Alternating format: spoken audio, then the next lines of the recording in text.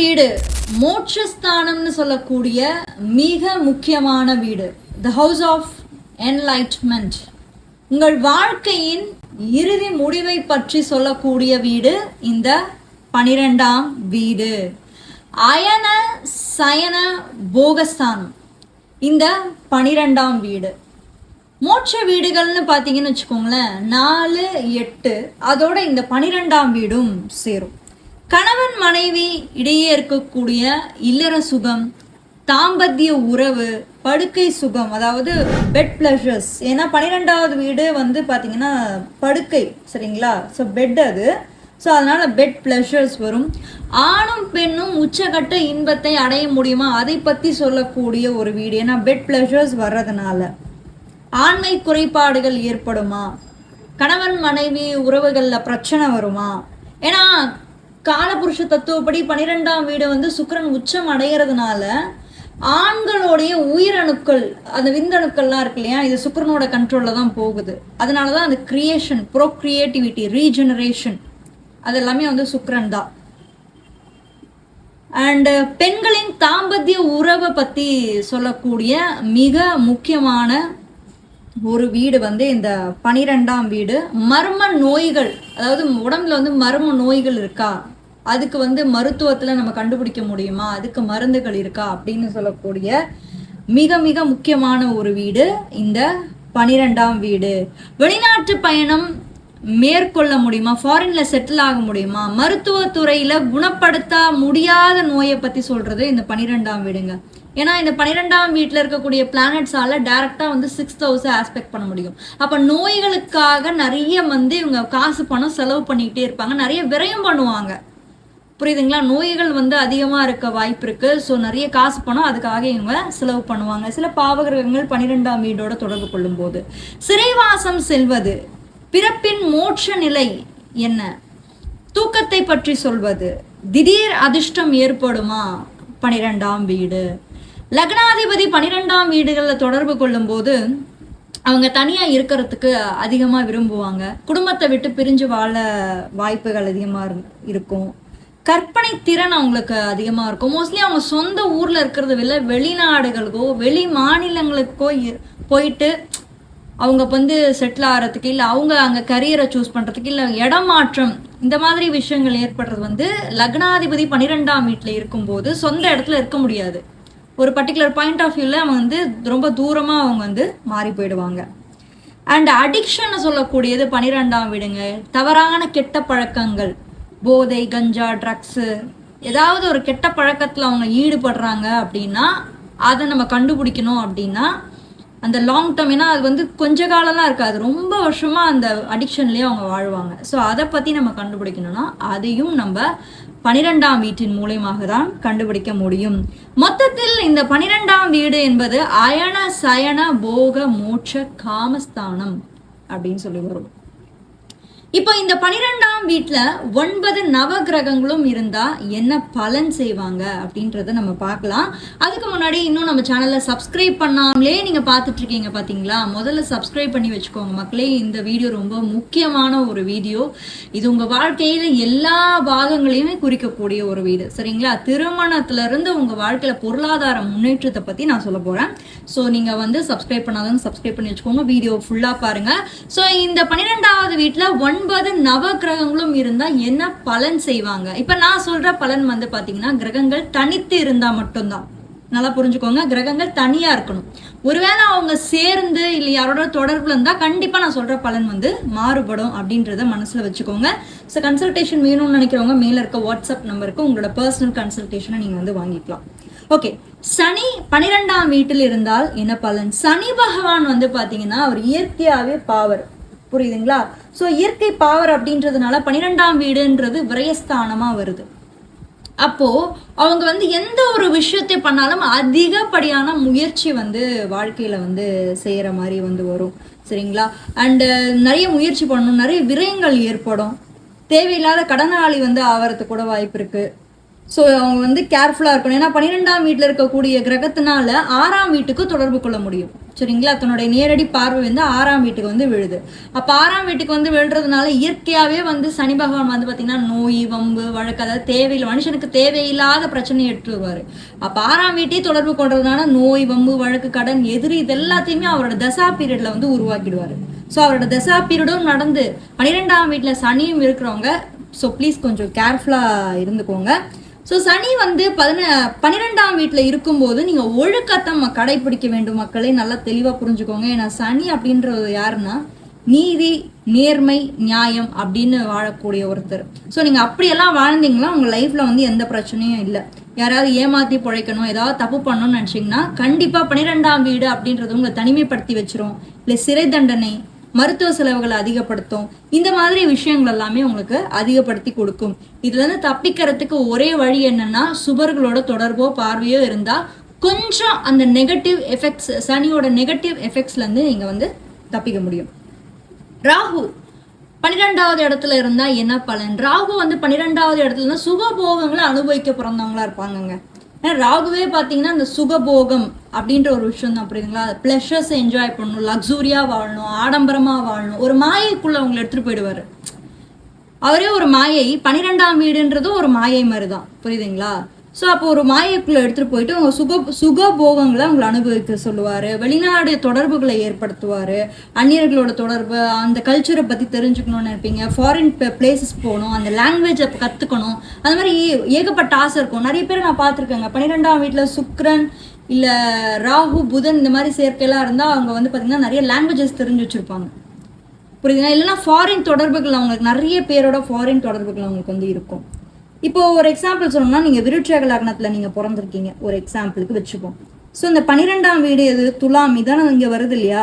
இந்த இடத்துல ராகு, சுக்கிரன், சூரியன் இருந்ததுன்னா என்னன்னா இந்த தசா பீரியட், ராகுவோட தசா பீரியடோ இல்லை ராகு வந்து 8ஆம் இடத்துக்கு வந்து கோச்சார் ரீதியாக டிரான்ஸ்ட் ஆகும்போதோ, இல்லை வந்து பார்த்தீங்கன்னா 7ஆம் இடத்துக்கு கோச்சார் ரீதியாக டிரான்ஸ்ட் ஆகும்போது, 8ஆம் இடத்துக்கு கோச்சார் ரீதியாக டிரான்ஸ்ட் ஆகும்போது வெளிநாடு தொடர்புகள் வந்து ஏற்படலாம். ஃபாரின் போகிறதுக்கு உங்களுக்கு வந்து வாய்ப்புகள் ஏற்படும். ஸோ கேர்ஃபுல்லாக இருங்க.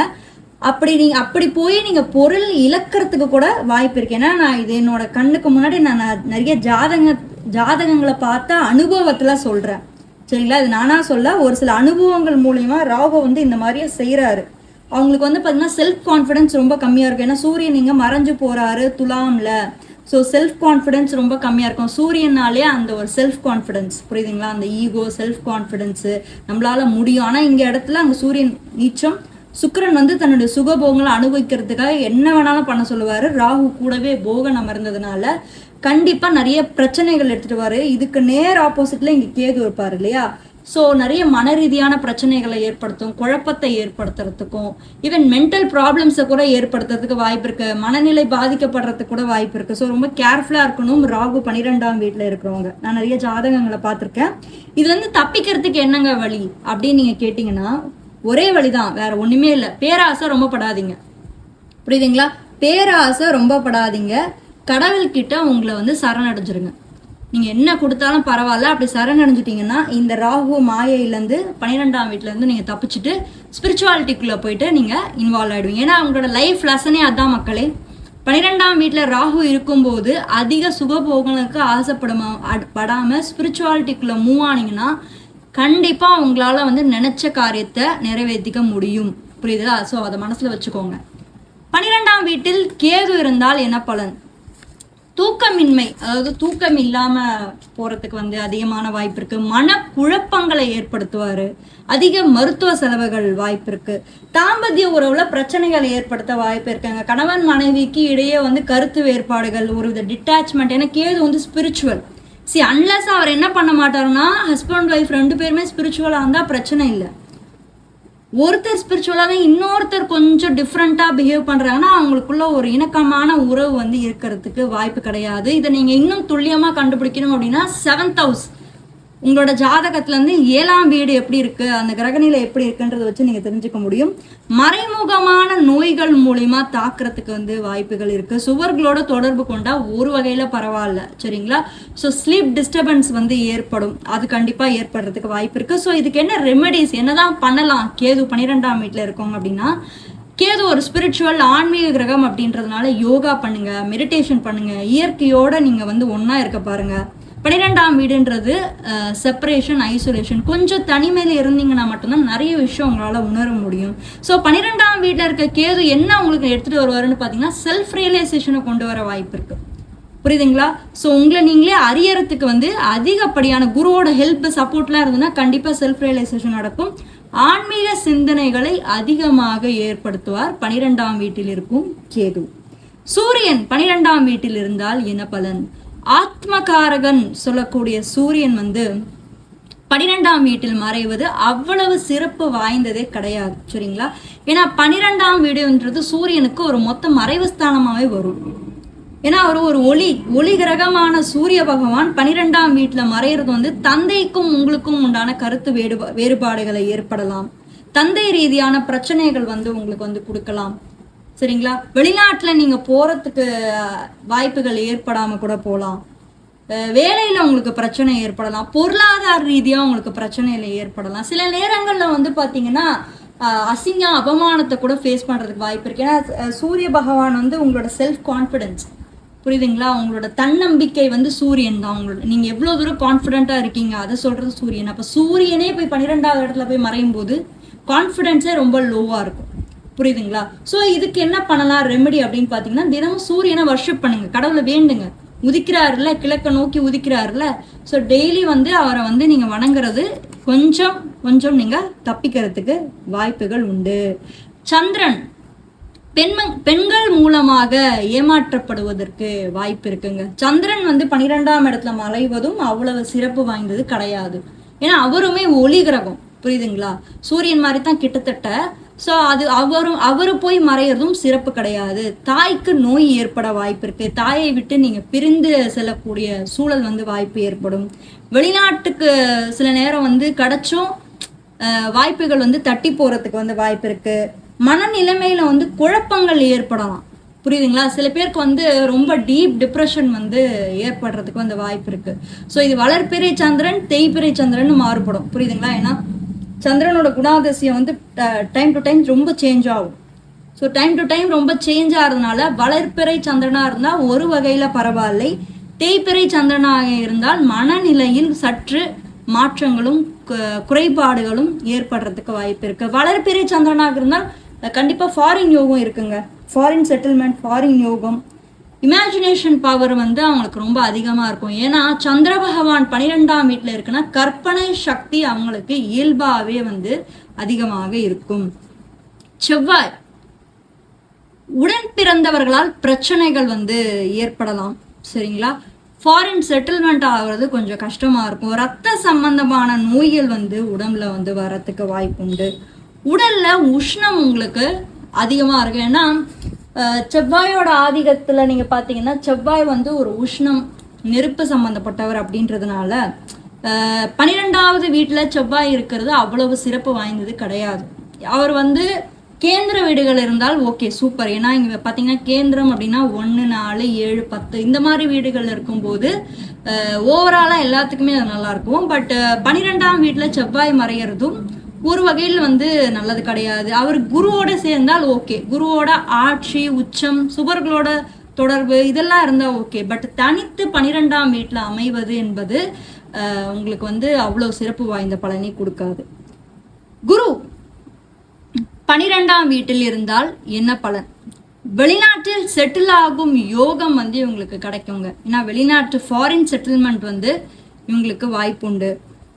12ஆம் வீட்டுல குரு இருக்கிறவங்க வந்து பாத்தீங்கன்னா ஈவன் வந்து சொந்த இடத்துல இருக்கிறத விட வேறு மாநிலங்களோ இல்ல வெளிநாடுகளோ போய் இருப்பது பெஸ்ட். ஏன்னா காலச்சக்கரத்துக்கு பிரகாரம் நீங்க பாத்தீங்கன்னா மேஷத்துக்கு 12ஆவது வீடு எதுவா வருது?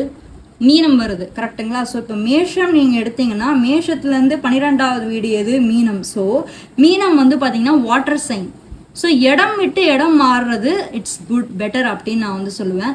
ஸோ 12ஆம் வீடு அப்படின்றது வந்து பார்த்தீங்கன்னா அயன சயன போக விரயஸ்தானம். ஸோ லைஃப்பை வந்து ஃபுல்லாகவே வந்து அவங்க அந்த இடத்துல வந்து என்ஜாய் பண்ணுவாங்க, அனுபவிப்பாங்க. ஏன்னா இங்கே வந்து பார்த்தீங்கன்னா மேஷ லக்னமாக நீங்கள் பிறக்கிறீங்கன்னு வச்சுக்கோங்களேன், 9ஆம் அதிபதியும் குரு பகவான் தான் வராரு, 12ஆவது அதிபதியும் உங்கள் ஜாதகத்தில் குரு பகவானே வராரு. அப்போ நீங்கள் வந்து பார்த்தீங்கன்னா அதிகப்படியான உங்களுக்கு வந்து இந்த இன்ட்ரெஸ்ட் வந்து ரொம்ப அதிகமாகவே இருக்கும், லைஃப்பை என்ஜாய் பண்ணணும். ஏன்னா குரு பகவான் வந்து இயற்கை சுபர் அப்படின்றதுனால சகல விதமான ஐஸ்வர்யங்களும் திடீர் அதிர்ஷ்ட யோக வாய்ப்புகளும் உங்களுக்கு வந்து கொடுக்கறதுக்கு வாய்ப்பு இருக்குது. இது என்ன ஒன்று அப்படின்னு நீங்கள் பார்த்தீங்கன்னா 12ஆம் வீட்டில் எந்த ஒரு பாவகிரகம் தொடர்போ இல்லாமல் இருக்கிறது பெஸ்ட்டு. குரு தனித்து இருப்பது பெஸ்ட்டு. ஏதாவது ஒரு பாவகிரகங்கள் இருக்கும்போது நான் சொன்ன இந்த மேற்கொண்ட பலன்கள் வந்து கண்டிப்பாக வந்து மாறுபடும். அண்ட் அவர் ஆட்சி உச்சம் பெறுவது இன்னும் வந்து ஒரு சிறப்பு வாய்ந்த பலனை வந்து ஏற்படுத்தும். 12ஆம் வீட்டில் சுக்கிரன் இருந்தால் என்ன பலன்? சுக்கிரன் வந்து இயற்கையாகவே பார்த்தீங்கன்னா 12ஆம் வீட்டில் தான் உச்சமே அடைகிறார். அது உங்க எல்லாருக்குமே தெரியும்னு நான் நினைக்கிறேன். ஏன்னா காலச்சக்கரத்தின் படி பார்த்தீங்கன்னா மேஷன் நம்ம முதல் வீடை எடுத்தோம்னா அதுக்கு அப்படியே ஆப்போசிட்ல மீனம் வந்து பார்த்தீங்கன்னா சுக்கிரன் உச்சம் அடையக்கூடிய ஒரு வீடு, அதாவது ஹையஸ்ட் ஸ்டேட் ஆஃப் எக்ஸால்டேஷன் அப்படின்னு சொல்லி ஆங்கிலத்தில் சொல்லுவாங்க. அப்போ இவங்க வந்து சுக போகங்களை லைஃப்ல குரு மாதிரியே தான், கிட்டத்தட்ட குரு மாதிரியே பலன் வரும். ஏன்னா இது குருவோட வீடு, சுக்கிரன் உச்சமாகக்கூடிய ஒரு வீடு அப்படின்றதுனால அயன சயன போகங்கள் அனுபவிப்பாங்க, வாழ்க்கையில ரொம்ப என்ஜாய் பண்ணுவாங்க, பெண்களால் லாபம் ஏற்படும். சரிங்களா? அதீத காம சுகம் இவங்களுக்கு வந்து இருக்குங்க. ஏன்னா 12ஆம் வீடு பெட் பிளஷர் அப்படின்னு நான் முன்னாடி உங்ககிட்ட சொன்னேன், ஞாபகம் இருக்குங்களா? படுக்கை சுகம், இல்லற சுகம், கணவன் மனைவிக்கு இருக்கக்கூடிய அந்த தாம்பத்திய உறவு எப்படி இருக்கும், இது எல்லாத்தையுமே நம்ம 12ஆம் வீட்டின் மூலமாக அறிய முடியும். அப்போ கண்டிப்பாக வந்து பார்த்தீங்கன்னா இவங்களுக்கு அதீத காம சுகங்கள் வந்து இன்பங்கள் வந்து கிடைக்கிறதுக்கு வந்து வாய்ப்பு உண்டு. இங்கே சுக்கிரன் வந்து அதிகமாக கொடுக்குறார். காசு போனால் அதிகமாக செலவு பண்ணுவாங்க, பணத்தை வாரி இறக்கக்கூடியவங்க வந்து சுகத்துக்காக இவங்க வந்து செய்வாங்க. வாழ்க்கையை வாழ்றதுக்கே பிறந்தவங்க இவங்க தான். ஸோ ஆடம்பர செலவுகள் நிறைய அதிகமாக இருக்கும். இவங்க ஆசைகளும் பெருசாக இருக்கும். இவங்க ஆசைகள் ரொம்ப சிறுசாலாம் இருக்காது, ரொம்ப பெரிய பெரிய ஆசைகள் படுவாங்க. இங்கே சுக்கிரன் ராகுவெல்லாம் இருந்துச்சுன்னு வச்சுக்கோங்க. ஒரு எக்ஸாம்பிளுக்கு சொல்கிறேன், மேஷ லக்னமாக இருக்குது, இல்லை மேஷமான ஏதோ ஒரு லக்னம் மிதுன லக்னமாக இருக்குன்னு வச்சுக்கோங்களேன். சுக்கிரன் வந்து இந்த வீட்டில் ரிஷபத்தில் ஆட்சி. இப்போ நம்ம இது லக்னமாக எடுக்கிறோம் அப்படின்னா சுக்கிரன் வந்து இந்த வீட்டில் ஆட்சியாக இருக்காரு, இங்கேயே ராகு இருக்காருன்னா ஏதோ ஒரு வித அடிக்ஷனுக்கு கொண்டு போகிறதுக்கு வாய்ப்பு இருக்குது. ஸோ கேர்ஃபுல்லாக இருங்க. சுக்கிரன் ராகு 12ஆம் வீட்டில் பொதுவாகவே நான் நிறைய வீடியோவில் நான் சொல்கிறேன், சுக்கிரன் ராகு 12ஆம் வீட்டில் இருக்கவங்க வந்து கேர்ஃபுல்லாக இருக்கணும். ஏதாவது ஒரு அடிக்ஷனில் அவங்களை கூட்டிகிட்டு போய் மாட்டி விட வாய்ப்பு இருக்குது. ஏன்னா இங்கே சுக்கிரன் ஆட்சி, இந்த இடத்துல ராகுவும் நட்பு வரதுனால ஸோ அடிக்ஷன்ஸ்குள்ளே நீங்கள் போகிறதுக்கு வந்து வாய்ப்பு இருக்குது. இந்த காம்பினேஷன் ஃபாரின் செட்டில்மெண்ட்டை கூட ஏற்படுத்தும். இல்லைன்னா ரொம்ப ஃபாரின் போலனா கூட கொஞ்சம் வேலைக்காக கொஞ்சம் தூரம் போவாங்க. ஏன்னா சுக்கிரன் வந்து பார்த்தீங்கன்னா மிதுன லக்னத்துக்கு 5 கூடியவன், அவரே வந்து 12ஆம் அதிபதி அப்படின்றதுனால படிப்புக்காக, ஏன்னா 5ஆம் இடம்ன்றது எஜுகேஷன், புரியுதுங்களா? அவங்க பிரைமரி எஜுகேஷன். ஸோ 5 கூடியவன் 12ஆம் இடத்துல போய் மறையிறதுனால ஸோ நீங்கள் வந்து எஜுகேஷனுக்காக ஃபாரின் போகிறதுக்கு அதிகமான வாய்ப்பு உண்டு. அண்ட் லேட்டர் ஸ்டேஜ் வாழ்க்கையில் பிற்பகுதியில் வந்து நீங்கள் என்ன பண்ணுவீங்க அப்படின்னு பார்த்தீங்கன்னா ஸ்பிரிச்சுவாலிட்டிக்குள்ளே ரொம்ப இன்வால்வ் ஆகிடுவீங்க. 12ஆம் இடத்துல சுக்கிர பகவான் தனித்து அமரும் போது ஸ்பிரிச்சுவாலிட்டிக்குள்ளே அதிகமாக வந்து இன்வால்வ் ஆகிடுவீங்க. டொனேஷன்ஸ் அதிகமாக செய்வீங்க, சேரிட்டி பண்ணுவீங்க, நிறைய அநாத ஆசிரமங்கள் அந்த மாதிரி இடங்களில் போயிட்டு நிறைய சேரிட்டி பண்ணுறது, பெரிய மக்கள் கூட்டத்தை வழிநடத்தக்கூடிய ஒரு விஷயத்த கூட இங்கிருந்து சுக்கிர பகவான் பண்ணுவார். த்ரூ ஸ்பிரிச்சுவல் ப்ராக்டிசஸ் நிறைய பண்ணுறதுக்கு வாய்ப்பு இருக்குது. சரிங்களா? கோயில் சேவை பண்ணுறதுக்கு வாய்ப்பு இருக்குது. அண்ட் ஆல்சோ செல்ஃப் ரியலைசேஷன் கூட இங்கேருந்து நடக்கும். 12ஆம் வீடு அப்படின்றது உங்க மனிதனுடைய சப்கான்ஷியஸ்னஸ். சரிங்களா? ஸோ சப்கான்ஷியஸ்னஸ் அப்படின்றதுனால நீங்கள் உள்ளார்ந்த நிறைய விஷயங்களை தேடுவீங்க, நிறைய செல்ஃப் ரியலைசேஷன் பண்ணுவீங்க. ஸோ அதன் மூலிமா நிறைய விஷயம் வந்து கற்றுப்பீங்க அண்ட் வெளியவும் சொல்லுவீங்க. புரியுதா? ஸோ இந்த மாதிரி விஷயங்கள் எல்லாமே 12ஆம் வீட்டில் சுக்கிர பகவான் இருந்தால் நடக்கும். அண்ட் 12ஆம் வீட்டில் புதன் இருந்தால் என்ன நடக்கும் அப்படின்றத நீங்கள் கமெண்ட் செக்ஷனில் சொல்லுங்கள். அண்ட் இந்த வீடியோ பிடிச்சிருந்தது அப்படின்னா ஒரு லைக் பண்ணுங்கள் மக்களே, கமெண்ட் பண்ணுங்கள், சப்ஸ்கிரைப் பண்ணுங்கள். நம்ம சேனலை இன்னும் சப்ஸ்கிரைப் பண்ண நிறைய பேருக்கு ஷேர் பண்ணி விடுங்க, ரொம்ப முக்கியம் ஷேர் பண்ணுறது, புரியுதுங்களா? ஸோ நிறைய பேருக்கு நீங்கள் ஷேர் பண்ணி விட்டீங்கன்னா மட்டும்தான் என்ன நடக்குது அப்படின்றத அவங்களாலும் தெரிஞ்சுக்க முடியும். நான் உங்களை இன்னொரு சுவாரஸ்யமான வீடியோட மீட் பண்ணுறேன். 11ஆம் வீட்டு அது எதை பற்றினது அப்படின்றத நான் லிங்க் வந்து கமெண்ட் செக்ஷனில் கொடுத்துருக்கேன், மறக்காம மறக்காம போய் செக் பண்ணி பாருங்க.